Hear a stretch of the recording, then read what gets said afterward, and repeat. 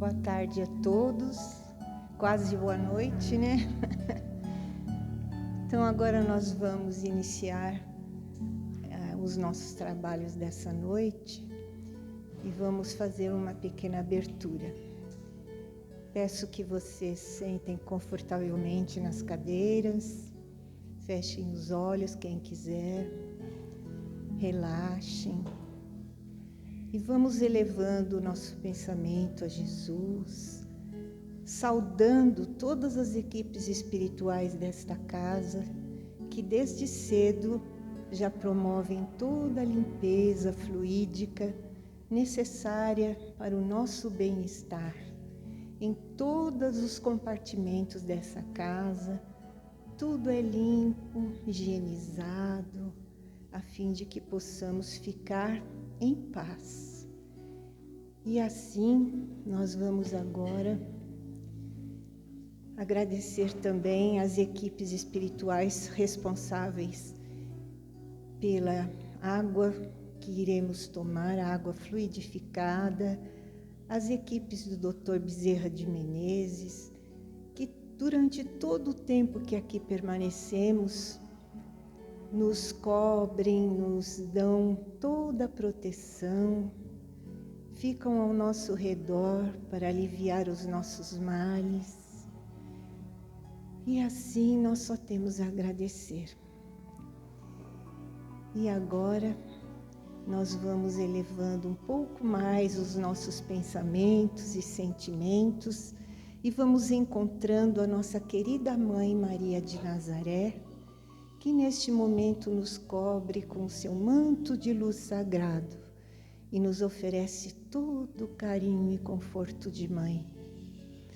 E junto dessa mãe maravilhosa, nós vamos seguindo a nossa escalada e vamos encontrando o nosso Mestre amado Jesus, que também nos recebe de braços abertos.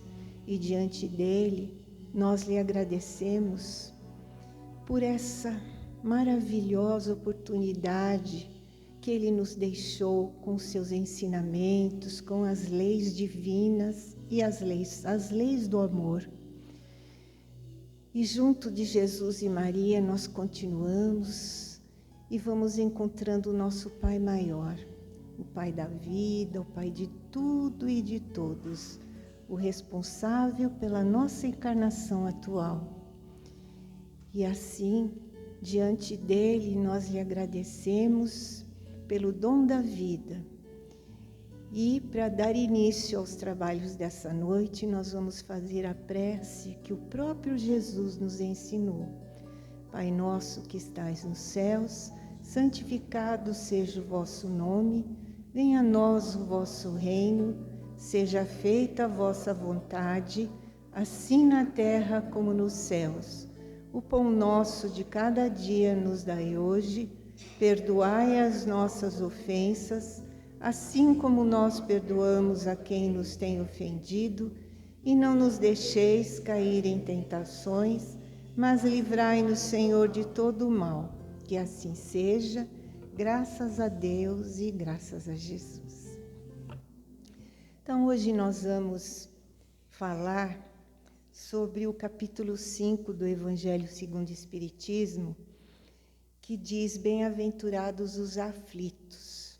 Nesse capítulo nós vamos encontrar também os pobres de espírito, né? Bem-aventurados os pobres de espírito, aqueles que têm puro coração, os brandos e pacíficos e os misericordiosos. Então, essas bem-aventuranças são o quê? Mensagens de consolação para todos nós que Jesus nos deixou. E bem-aventurado é aquele que desfruta nessa vida ou após a morte das graças divinas, né? Ou uma graça celestial, que é a mesma coisa. E é um ser muito feliz, ele é bem-aventurado. Mas aí a gente se pergunta, né? Como alguém pode ser bem-aventurado nas aflições? porque o título desse capítulo é Bem-aventurados os aflitos. E aí a gente pergunta, né? Como alguém pode ser bem-aventurado nas aflições? Isso quando a gente compreender que as bem-aventuranças nos ajudam a superar os acontecimentos desagradáveis da nossa vida. Porque nem sempre nós perdoamos ou somos perdoados, né? E haverá problemas na nossa vida. Em todo o tempo haverá problemas. A gente não vive nem um dia sem problemas, né? Afinal, nós estamos vivendo num mundo de provas e expiações. Então, se você está passando, né, por um problema, na solução desse problema, o que acontece? A gente cresce. A gente compreende, a gente começa a melhorar, para que numa próxima vez a gente possa superar totalmente aquele problema. Podem reparar que em todas as vezes que a gente passa por uma situação difícil, a gente enfrenta, a gente consegue depois aquele alívio, né, por ter superado tudo. Então, a gente sempre tem que lembrar que nós somos um espírito forte e que a gente consegue superar, sim. Se a gente tiver boa vontade, a gente consegue superar. Porque não tem erro na contabilidade divina, não tem erro. E a gente consegue, sim, em todas as vezes, né, somar, dividir, multiplicar, né? E a gente vai vivendo cada vez melhor. E assim a gente vai superando com fé e com elegância todos esses problemas que a gente vai enfrentando, né? E Jesus, ele sempre tinha mensagens de consolação. Em todas as vezes que ele reunia o povo, né? Ele sempre tinha uma mensagem de consolação. E tem uma passagem dele que diz assim: Simão Pedro, ele dá um recadinho para o Simão Pedro que ele tinha que sair para atender uns casos. Você fica aqui, falou para o Simão, e atende quem vier. E nesse local, eles já estavam vivendo na Casa do Caminho, que era uma casa que hoje em dia tem muitos centros espíritas com esse nome, Casa do Caminho. Não sei se vocês já notaram. Era uma casa onde os discípulos de Jesus ficavam, né, para aprender cada vez mais, e as pessoas procuravam por eles. Então, Jesus tinha que sair para atender alguém e pediu para o Simão Pedro, se chegasse alguém, que ele ajudasse. Aí, quando Jesus voltou, não tinha ninguém lá na casa. Ninguém apareceu, ele perguntou, né? Ele se espantou. Aí o Simão Pedro falou assim: olha, Senhor, veio sim. Vieram alguns à sua procura. Veio um rapaz bêbado, desempregado. Eu falei assim para ele: vai embora para sua casa, porque você não vale nada. Daí veio outro, e eu falei para ele: ó, esse daí, eu já logo vi que ele não presta, ele está drogado, arruaceiro. Senhor Jesus, eu mandei ele embora. Daí veio um ladrão, e eu, o que eu fiz? Escorracei ele daqui. Aí Jesus ouviu tudo isso e falou assim: Simão Pedro, o que é isso? O que você fez? Os sãos não precisam de médico. Ele quis dizer, né? Esses todos estavam com problemas. E foi para eles que eu vim, né? E não, você não deveria ter afastado eles daqui de jeito nenhum. E aí o Simão Pedro ficou pensando, né? E aí, ele naquela tarde, justamente naquela tarde, Jesus subiu ao monte e para fazer o evangelho, né, para evangelizar. E aí Jesus viu que eles estavam vindo, sabe? Vindo assim, escondidinhos no meio da multidão, com medo de chegar perto. E eles queriam o quê? Eles queriam se renovar. Eles estavam procurando Jesus justamente por isso, para se renovar. E aí Jesus sobe ao monte e faz o sermão da montanha, que é o sermão maravilhoso, né? Que muitos autores dizem que se todos os textos que existem, né, sobre o Evangelho, se um dia sumissem, o Sermão do Monte está contido tudo que Jesus ensinou. É o mais valioso deles. E aí Jesus sempre tem nas suas aplicações, né, mensagens de consolação, como eu falei. E ele perguntava assim para aqueles que o procuravam: você quer ser curado? E com isso, ele queria que a pessoa entendesse que o desejo pessoal de quem busca é muito importante. A pessoa tem que querer, né, se curar, melhorar o seu comportamento. Isso é importantíssimo para o fator de cura.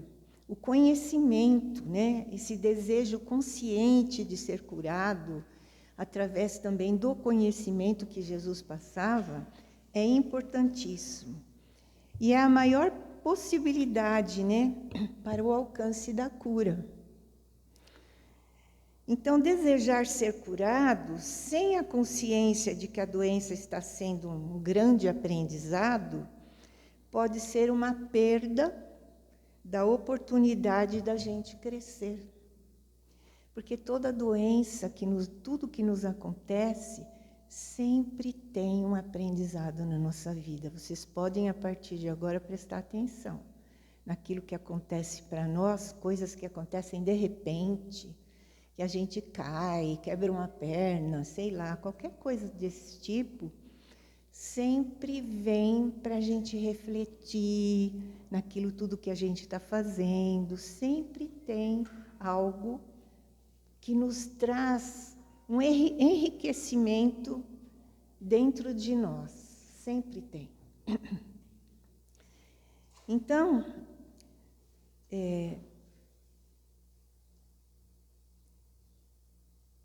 se a gente não aceita aquilo que nos acontece, a gente está sujeito a ter outra oportunidade dolorosa para que a gente possa aprender. Então, cada coisa que nos acontece é bom a gente refletir, sabe? Refletir bastante para que a gente possa, né, não sofrer tanto numa próxima vez. O universo, ele sempre conspira ao nosso favor. Enquanto nós não assimilamos esses recados, né, entre aspas, que Jesus nos envia, né, que a espiritualidade nos envia, enquanto a gente não aprender em cada coisa desagradável que nos acontece, existe um recadinho lá no fundo do fundo que a gente pode parar para pensar: será que é por isso? Será que é por aquilo? E com isso a gente vai captando cada vez mais os ensinamentos e aceitando essas coisas que nos acontecem, porque elas nos fazem crescer moralmente e espiritualmente. E aí nós compreendemos o sentido dessa dor, né?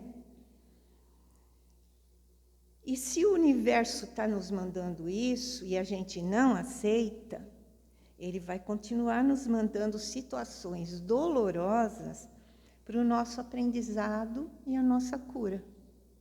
Isso é uma coisa, assim, muito real, que vocês podem passar a partir de agora a observar. Então, estar doente ou sadio são estados orgânicos, né, que precisam ser administrados pelo nosso próprio espírito. Então, querer ficar curado não é culpar os outros e também nem os responsabilizar pela nossa cura. A gente não pode pensar assim: ah, aconteceu isso comigo por causa daquela pessoa, ela me maltratou, ou ela me deixou muito nervosa e eu acabei me batendo carro, essas coisas, né? A gente tem que ser responsável por nós mesmos, pelos nossos sentimentos, não ficar culpando os outros. Então, o Salvador nosso somos nós mesmos, que isso fique bem claro. O Salvador nosso somos nós mesmos. Então, quando a gente vai ao médico, ele nos orienta, né?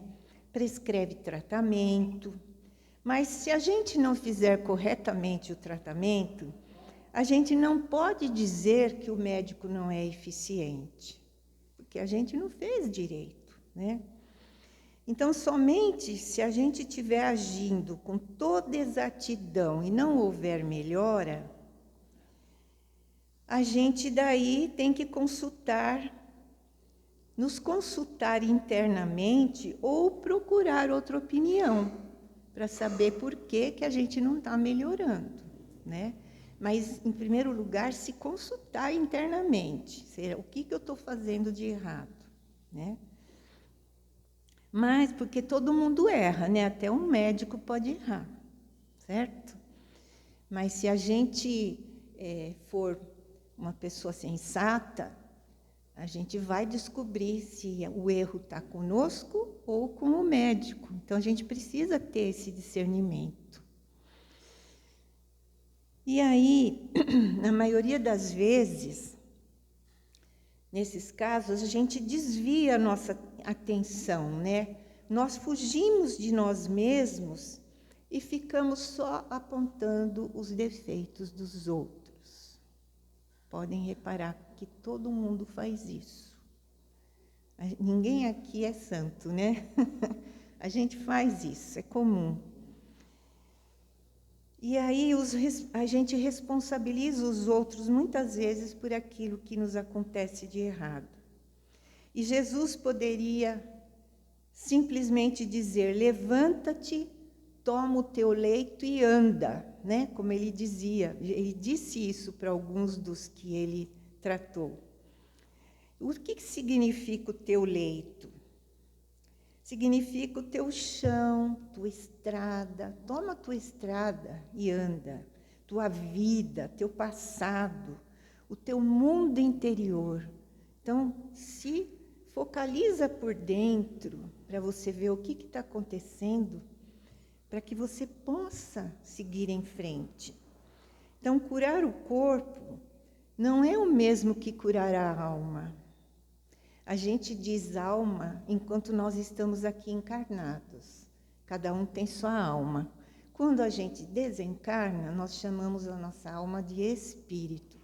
É só para diferenciar enquanto nós estamos encarnados e enquanto estamos desencarnados. Então, alma é quando a gente está aqui, vivo, tá? E aí nós temos que ter a consciência de que o corpo sadio não garante a nossa felicidade. A gente pode estar bem, mas está cheio de problemas e lá no futuro vai acarretar o nosso corpo físico também. E ser curado não significa estar livre das provas que ainda são necessárias para a nossa evolução. A gente pode estar curado, com certeza, está bem, mas ainda podem acontecer coisas que a gente precisa passar. Então, tomar o teu leito é estimular a força de vontade que a gente espera de quem deseja a cura.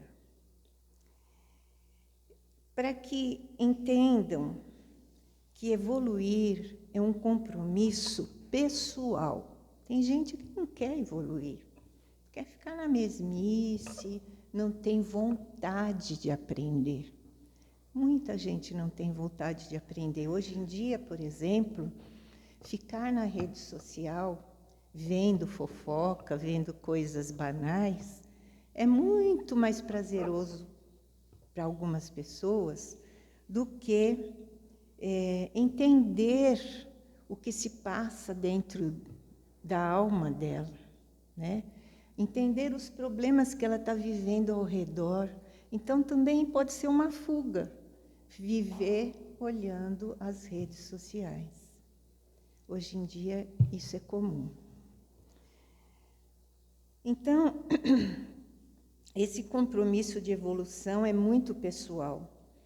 E a gente não evolui pelo outro, mas sim com o outro. Porque o outro, através dos atritos, né, a gente vai compreendendo, a gente vai se magoando, a gente vai perdoando. Então, sempre que a gente tiver essa oportunidade, essa convivência, é bom, porque assim a gente cresce, assim a gente aprende. E muitas vezes, o que nos impede a cura dos nossos problemas físicos e psicológicos é a nossa inércia, é ficar totalmente sem ânimo, sem vontade de nada, sabe? A nossa resistência também à mudança, porque às vezes é muito mais cômodo a gente ficar daquele jeito que a gente está, do que procurar melhorar, procurar achar, seja qual for a religião, seja um psicólogo, seja um médico, que nos dê uma luz para que a gente possa melhorar, né? Que indique um livro para a gente ler, para a gente enriquecer o nosso conhecimento, tudo isso. Então, a aflição, ela é uma espécie de crise que a gente vive momentânea, ou às vezes dura muito tempo essa crise. E que significa essas crises, essas aflições, o que significam? Elas nos servem de molas, molas que nos impulsionam, que nos ajudam a melhorar. Então, se não tivesse acontecido aquela crise, eu estaria ali na inércia, né? Vivendo aquela vidinha do dia a dia. Mas acontece algo na nossa vida que nos impulsiona. Então, as aflições servem para isso também, que nos ajudam a nos mover e melhorar, né? Procurar o entendimento. Então, bem-aventurados os que choram, né? Assim podem refletir e alcançar o consolo. Chorar faz bem. A compreensão de que está aí, né, o ponto em que deve mudar para uma vida melhor. É uma mudança interior. Então, você é bem-aventurado aquele que chora, porque aí ele vai procurar melhorar. Ele está chorando, está sofrendo, mas ele não pode viver eternamente chorando, né? Tem que ir para frente, a vida é para frente. É um eterno aprendizado a nossa vida, não só aqui na Terra, como na espiritualidade também, e muito mais. Então, tem pessoas que, diante da crise, elas querem mudar de cidade, mudar de trabalho. Já repararam isso? Acontece algo assim muito desagradável na vida, e a pessoa fala: eu vou mudar daqui, não quero mais morar aqui nesse lugar. Isso é comum. E outros querem viajar para espairecer, né? Isso tudo é fuga da realidade, né? Como se a crise dependesse exclusivamente do mundo exterior. Mas a crise está aqui dentro. E a gente tem que encarar de frente. E aí, arrepender-se também é muito benéfico, é se autoconhecer. Quando a gente se arrepende de algo, isso facilita muito enfrentar com equilíbrio e humildade os reveses da vida. É muito bom a gente se autoconhecer. Isso eu falei, né, durante todo o tempo aqui. Então, esse é o reino dos céus que tantos procuram, né? É a certeza de que esse reino está onde? Dentro de cada um de nós, como Jesus falou. O reino de Deus está dentro de cada um de nós. Porque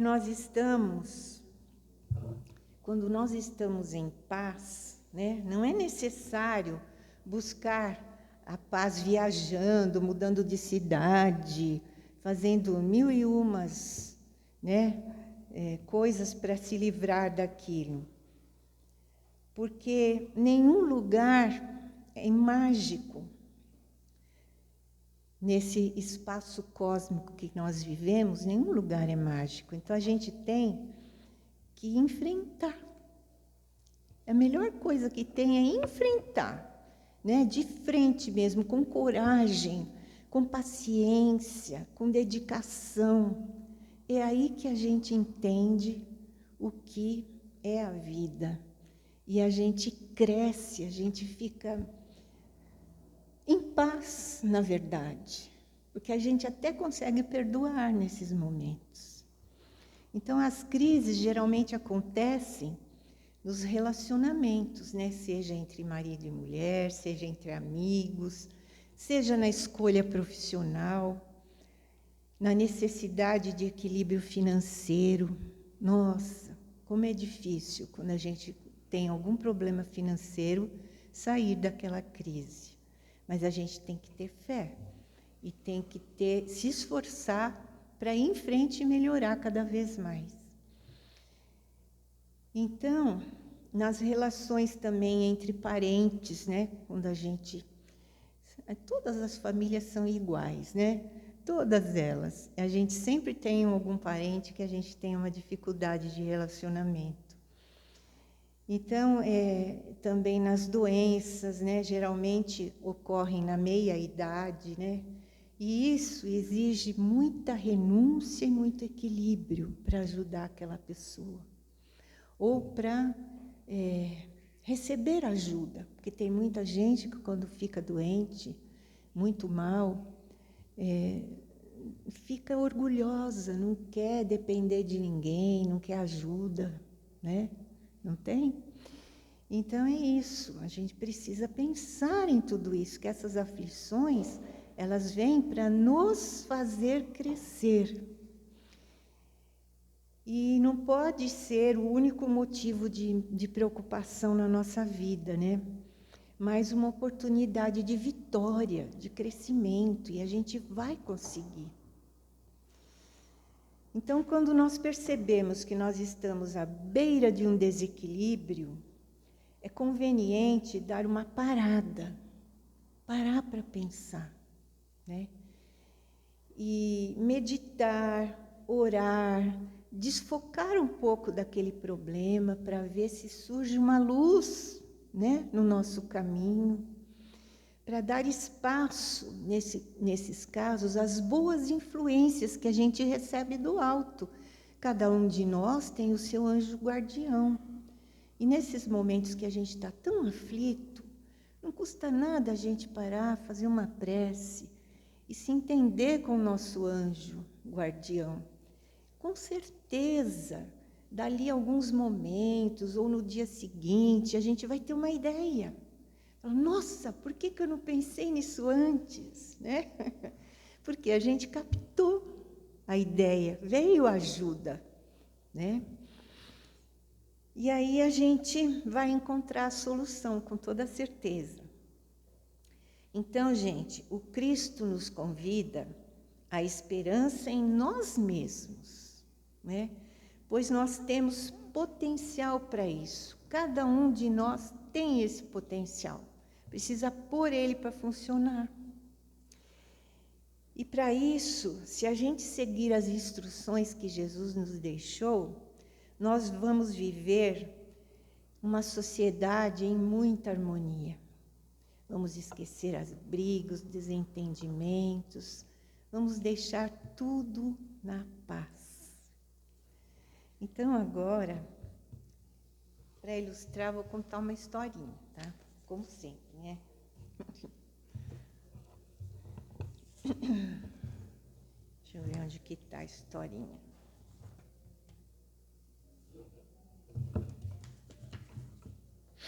Um anjo disfarçado. Era uma praça e ela estava cheia quando eu me sentei para ler embaixo dos longos ramos de um velho carvalho. Eu me senti desiludido da vida e com boas razões para chorar, pois o mundo estava tentando me destruir. E como se não fosse razão suficiente para arruinar o meu dia, um garoto ofegante, cansado, se achegou perto de mim. Ele estava cansado de tanto brincar. Parou na minha frente, com a cabeça inclinada, e disse, cheio de alegria: veja o que eu encontrei. Pôs assim na frente: veja o que eu encontrei. Na sua mão tinha uma flor. E que visão lamentável! As pétalas estavam caídas devido a pouca água ou falta de luz. Querendo me ver livre do garoto, porque ele estava muito nervoso, né? E ele queria se ver livre daquele garoto com a sua flor. Eu fingi um pálido sorriso e me virei. Mas, em vez de recuar, o menino se sentou ao meu lado, levou a flor ao nariz e declarou assim com estranha surpresa: olha, o cheiro da flor é ótimo. E ela é bonita também, por isso eu peguei. Tome para você, ela é sua. A flor à minha frente, disse o homem, estava morta ou morrendo, nada de cores vibrantes como laranja, amarelo ou vermelho. Mas eu sabia que tinha que pegá-la, ou aquele menino jamais sairia de perto de mim. Então, estendi-me para apanhar a flor e respondi: era o que eu precisava. Mas, ao invés de colocá-la na minha mão, ele a segurou no ar, sem qualquer razão.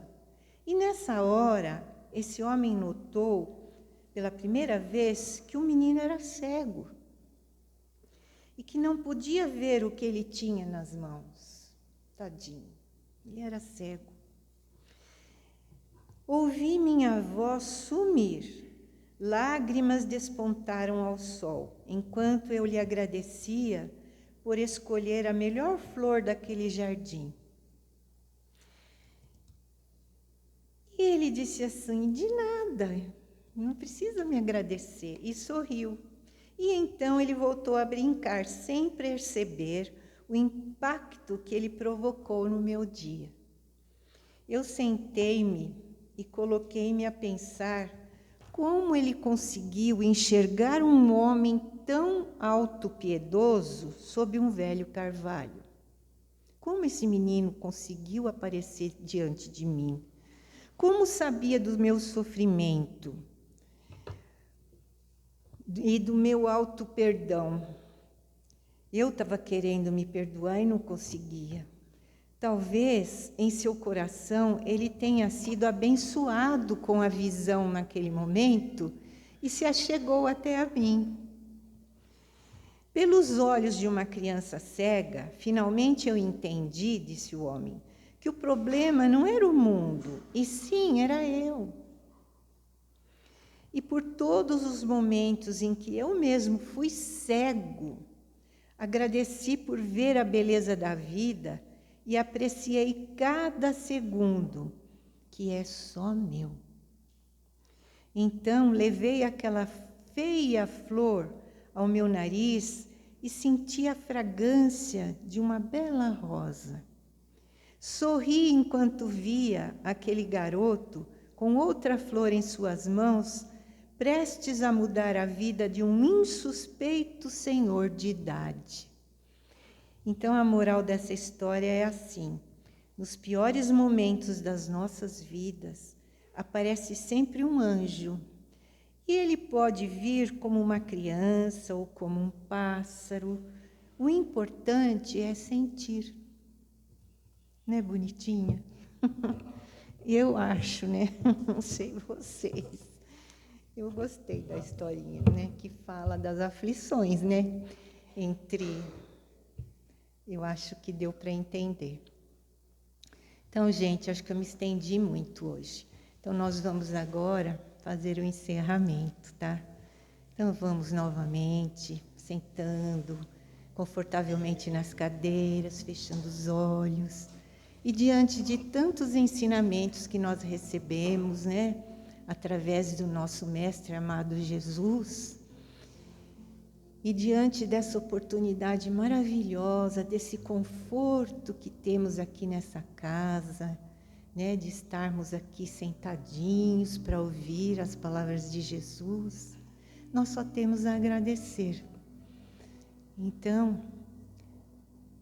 vamos também, além de agradecer, vamos também vibrar amor por todos aqueles que sofrem, como dissemos aqui, né, os aflitos, por todos aqueles que sofrem por doenças, seja por situações desagradáveis, seja o que for. Vamos também vibrar muito amor, principalmente pelo nosso planeta Terra, que hoje, infelizmente, está doente. Esse planeta que está em guerras. Vamos vibrar por aqueles irmãos que não tem nada a ver, né, com aqueles governantes tão duros de coração, né, e sofrem e morrem e ficam mutilados. Vamos vibrar muito amor por eles, para que eles compreendam essas aflições que vivem. Vamos vibrar também muito amor pela natureza, pelos animais, e para que todos se conscientizem em preservá-los. Vibrar por aqueles que estão aqui na nossa cidade, internados nos hospitais, pelas crianças abandonadas, por aqueles que não têm nem o pão dentro de casa. Vamos vibrar muito amor, como se fosse um consolo que chegasse na mente dessas pessoas.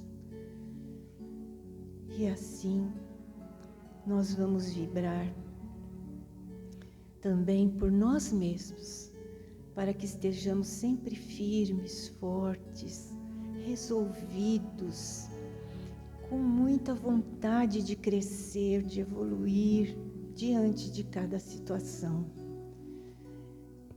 E assim, nós agora vamos encerrando a nossa pequena e humilde reunião, fazendo a prece da fraternidade.